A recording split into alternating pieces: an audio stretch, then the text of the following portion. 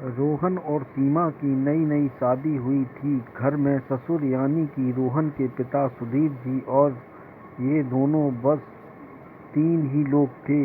इस घर को रोहन के माँ बाप ने जीवन भर पाई पाई जुटाकर बड़ी मेहनत और अरमानों से बनाया था, वरना आज के समय में मुंबई में घर बनाना तो दूर की बात है, किराए पर लेना भी बहुत बड़ी अचीवमेंट से कम नहीं है। जब रोहन कॉलेज में था तब माँ उन्हें दुनिया को छोड़कर जा चुकी थी। एक काम वाली बाई सक्कू थी जो दिन सुबह से लेकर शाम तक उनके घर का सारा काम करती थी। नई नई शादी हुई थी, इसलिए सक्कू बाई का दिन भर घर में रहना सीमा को अपनी प्राइवेसी में बाधा सा लगता था। इसीलिए अब सक्कू बाई सुबह खाना बनाना, कपड़े और पोछा करने के बाद चली जाती और वापस शाम को आकर खाना बनाती। सक्कू बाई की दोपहर की गैरहाजिरी से कई छोटे मोटे काम दिखाई देने लगे, जिससे ज़्यादातर काम बिना कहे सुधीर जी ये सोचकर कर लिया करते कि बहू को मदद हो जाएगी। लेकिन बहू सोचती कि ससुर को औरतों के काम में दखल देने की आदत है। मौका देखकर सीमा ने रोहन से कहा, क्यों ना हम बाबूजी को वृद्धाश्रम भेज दें। सिर्फ एक बार पैसा भरना पड़ेगा और उन्हें भी अपनी उम्र के लोगों का साथ मिल जाएगा। हमें भी अपनी प्राइवेसी के बारे में ज़्यादा सोचना नहीं पड़ेगा। रोहन ने सीमा की बातों पर ज़्यादा ध्यान नहीं दिया। कुछ ही दिन बीते थे कि बाबूजी अपने दोस्तों के साथ एक हफ्ते के लिए टूर पर गए और इत्तेफाक से इसी दौरान सक्कू बाई की भी छुट्टी थी। फिर क्या था, सीमा को जैसा चाहिए था वैसा समय मिलने लगा।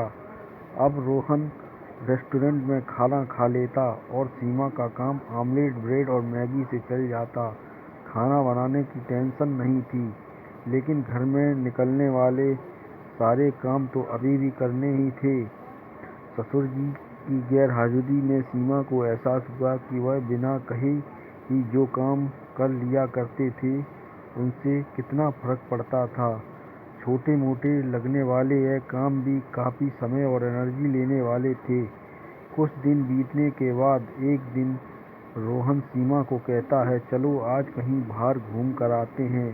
सीमा बड़ी खुशी खुशी सज धज कर बाहर घूमने के लिए तैयार हो जाती है। रोहन सीमा को अपने घर से 4 किलोमीटर दूर एक चाल में लेकर जाता है। एक आदमी रोहन के हाथों में चाबी देता है। रोहन उस चाबी को लेकर लॉज के एक कमरे का दरवाज़ा खोलता है। कमरा खुलते ही 2 रूम वाले छोटे से अंधेरे से भरे घर के अंदर रोहन सीमा को लेकर जाता है और कहता है, कैसा लगा तुम्हें हमारा नया घर। रोहन कहता है, हम अगले महीने से इसी मकान को भाड़े से लेकर रहेंगे और अलग अलग अपनी प्राइवेसी का मज़ा लेंगे। अभी मेरी आमदनी के हिसाब से हम इसी को अफोर्ड कर सकते हैं। रोहन का यह व्यवहार सीमा को समझ नहीं आया। वह चौंकते हुए कहती है, हमारे पास अपना इतना बड़ा घर तो है, फिर क्यों हम भाड़े से रहेंगे। रोहन उसे टोकते हुए कहता है, सोच समझ कर बोला करो, वह घर हमारा नहीं है, वह माँ बाबूजी का है। तुम्हारे पास 1 महीना है सोचने के लिए कि तुम्हें आगे क्या करना है। दोनों यहाँ से वापस अपने घर लौट आते हैं। पूरे रास्ते सीमा के दिमाग में तरह तरह के विचार चल रहे थे। घर पहुँचते ही उसने रोहन से कहा, माना कि वह घर माँ बाबूजी का है, लेकिन हमारा कोई हक नहीं है। रोहन ने कहा, बिल्कुल है, लेकिन माँ बाबूजी के बाद जब तक वह हैं तब तक तो नहीं। अगर तुम्हें हक समझ में आता है तो अपनी जिम्मेदारियाँ भी समझनी होंगी।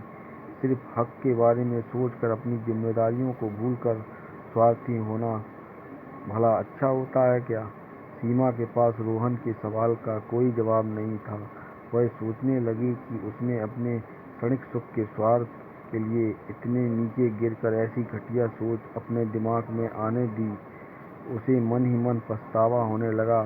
सीमा रोहन से बोली, मुझे माफ़ कर दीजिए, मैं सच में स्वार्थी हो गई थी, मुझसे बहुत बड़ी गलती हो गई। रोहन बोला, तुम्हें पछतावा हुआ, मेरे लिए यही काफ़ी है। मैं तुमसे नाराज़ नहीं हूँ।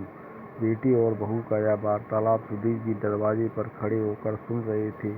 उन्होंने आसमान की तरफ देखा और बोले, भगवान तुम धन्य हो, तुमने ऐसे बेटे को जन्म दिया है।